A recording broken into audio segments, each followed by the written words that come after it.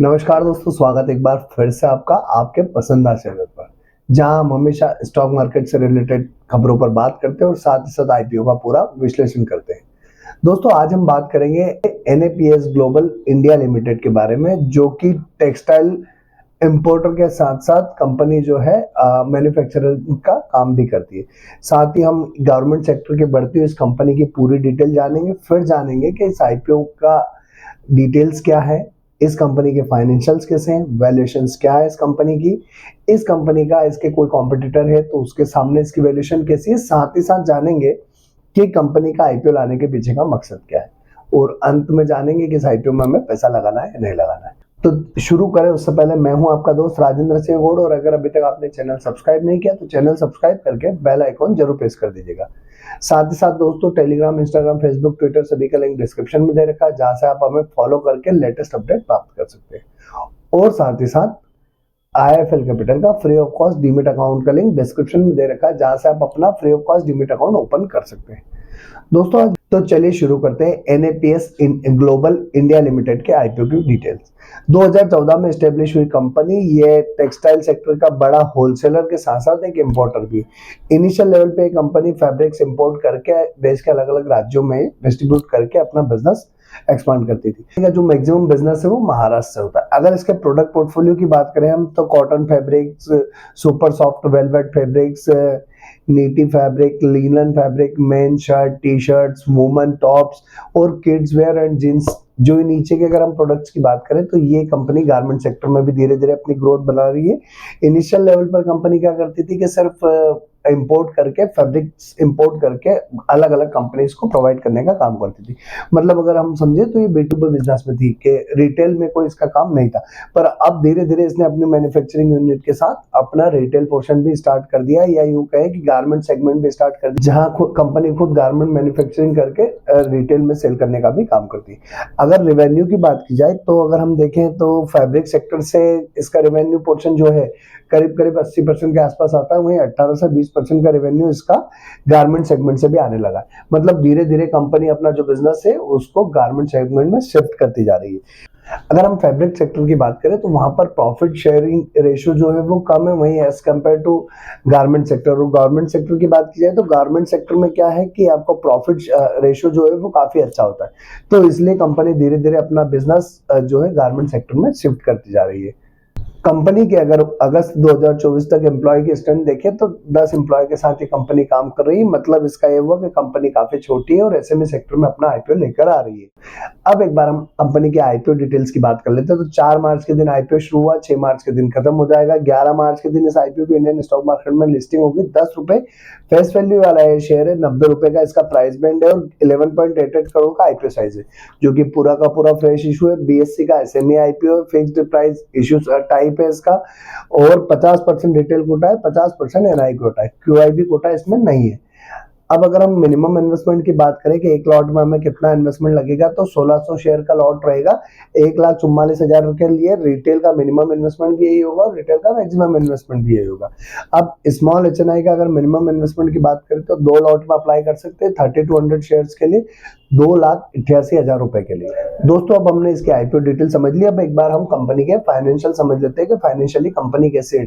तो मार्च 22 से लेके कंपनी ने दिसंबर 24 तक के अपने फाइनेंशियल शो किए हैं।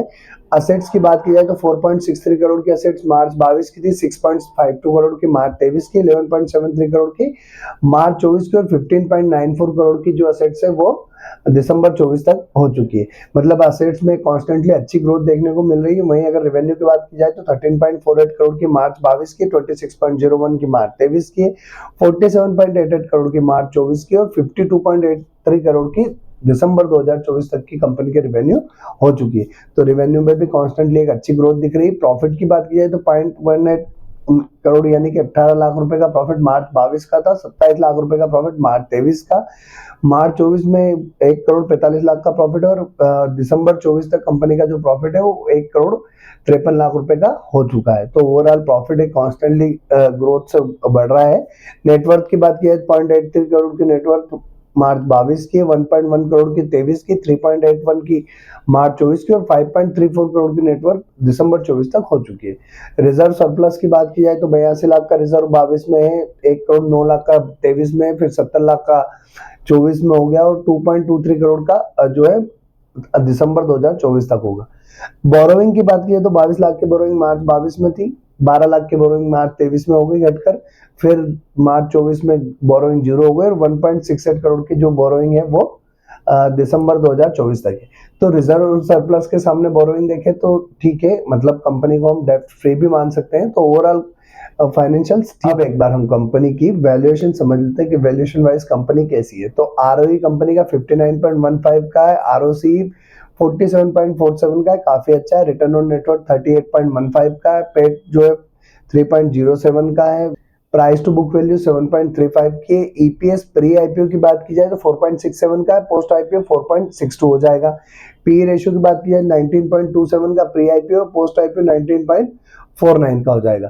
तो ओवरऑल अगर हम देखें तो इसका जो आरओसी है काफी अच्छा है, रिटर्न ऑन नेटवर्थ भी अच्छा है और प्राइस टू बुक वैल्यू देखें तो वो भी ठीक है। और साथ ही साथ अगर हम देखें तो इस कंपनी का जो डेब्ट टू इक्विटी रेशियो वो भी काफी अच्छा है। अब दोस्तों एक बार हम इस कंपनी को इसके कॉम्पिटिटर के सामने कंपेयर करके देख लेते हैं कि कंपनी कैसी है। तो एस्टॉन टेक्सटाइल के सामने अगर देखें तो ईपीएस एस्टॉन टेक्सटाइल का 0.03 का था, पी रेशियो 22.67 है, 2.73 का रिटर्न ऑन नेटवर्थ है, एनओवी 1.20 की है और 8.15 करोड़ की इनकी इनकम है।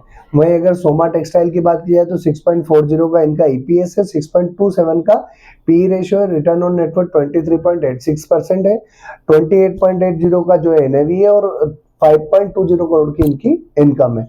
वहीं अगर बात की जाए एनएपीएस ग्लोबल की तो 4.62 का ईपीएस है, यानी कि सोमा टेक्सटाइल से इनका ईपीएस कम है और एल्स्टोन टेक्सटाइल के सामने ठीक है। वहीं अगर पी रेशियो की बात की 19.49 का है, यहाँ पर इनका पी रेशियो एस्टोन टेक्सटाइल से कम है और सोमा टेक्सटाइल से ज्यादा है। बट इस कंपनी का जो पी है 19.49 का, उसको इसका जो रिटर्न ऑन नेटवर्थ है 38.15 वो कवर करता है, जिससे कि रिटर्न ऑन नेटवर्थ इनके पीई की वैल्यूएशन जो थोड़ी सी महंगी है उसको एडजस्ट करता हुआ दिखता है। वहीं एनएवी की बात की जाए तो 12.24 है और इनकम की बात करें तो 52.83 करोड़ की इनकी इनकम है। मतलब एसएमई सेक्टर की ये कंपनी इसके कॉम्पिटिटर के सामने अच्छी खासी वैल्यूएशन के साथ है और एक जो इनकम ग्रुप की भी बात की है तो एक बड़ी कंपनी इसके कॉम्पिटिटर के सामने दिखती है। अब दोस्तों एक बार हम समझ लेते हैं कि कंपनी अपना आईपीओ लेकर क्यों आ रही है। आईपीओ की बात करें तो बिजनेस एक्सपेंशन के लिए कंपनी ने मेंशन किया अपने आईपीओ में कि फंडिंग वर्किंग कैपिटल रिक्वायरमेंट, मतलब इनको कंपनी के बिजनेस एक्सपेंशन के लिए और ग्रोथ के लिए फंड्स की रिक्वायरमेंट है, जिसको ये नया ऑर्डर पूरे करने में और इंपोर्ट ऑपरेशंस के लिए इनको फंड्स की जरूरत है, जिसका कैश फ्लो के लिए ये अपना आईपीओ लेकर आ रही। साथ ही साथ जनरल कॉर्पोरेट पर्पस के लिए भी इनको फंड्स की रिक्वायरमेंट है, जिसमें इनके ऑपरेशनल एक्सपेंसेस हो गए, मार्केटिंग एक्सपेंसेस, ब्रांडिंग एक्सपेंसेस या नई बिजनेस अपॉर्चुनिटी को ग्रैब करने के लिए जो फंड्स की रिक्वायरमेंट है उनके लिए अपना आईपीओ लेकर आ रहे हैं। एक बार अब हम इस कंपनी का जीएमपी देख लेते हैं कि जीएमपी क्या है। तो वर्तमान में इस कंपनी के आईपीओ की कोई डिमांड मार्केट में नहीं दिख रही है, जीएमपी अभी इसका 0 है। अब सवाल ही उठता है दोस्तों, हमने इसके फाइनेंशियल देख लिए, वैल्यूएशंस देख ली, इसके कॉम्पिटिटर के सामने इसको कंपेयर करके देख लिया, क्यों आईपीओ ला रही है कंपनी, वो भी चीजें समझ ली। अब हम ये समझते हैं कि इस कंपनी के आईपीओ में हमें पैसा लगाना है नहीं लगाना। बट उससे पहले दोस्तों अगर अभी तक चैनल सब्सक्राइब नहीं किया तो चैनल सब्सक्राइब करके बेल आइकन जरूर प्रेस कर दीजिएगा। साथ ही साथ टेलीग्राम, इंस्टाग्राम, फेसबुक, ट्विटर सभी का लिंक डिस्क्रिप्शन में दिया हुआ है, जहां से आप हमें फॉलो करके लेटेस्ट अपडेट प्राप्त कर सकते हैं। और साथ ही साथ आईएफएल कैपिटल का free of cost demat account का लिंक डिस्क्रिप्शन में दे रखा है, जहां से आप अपना डीमेट अकाउंट ओपन करके फाइनेंशियल जर्नी स्टार्ट कर सकते हैं। और दोस्तों अभी आप चाहें तो एसआईपी के माध्यम से भी आप अपनी फाइनेंशियल जर्नी स्टार्ट कर सकते हैं। अब हम समझते हैं कि इस आईपीओ में हमें पैसा लगाना है नहीं लगाना। दोस्तों कंपनी की वैल्यूएशन ठीक ठाक दिखती है, फाइनेंशियल्स ठीक है। अभी ग्रे मार्केट में कोई डिमांड, वैसे भी ग्रे मार्केट के बिहाफ पे हमको कोई डिसीजन नहीं लेना चाहिए, क्योंकि ये डिमांड और सप्लाई के बिहाफ पे चलता है। तो मैं तो फिलहाल अभी इस आईपीओ से भी दूर रहूंगा, क्योंकि जो मार्केट का सिनारियो वो काफी ज्यादा खराब है।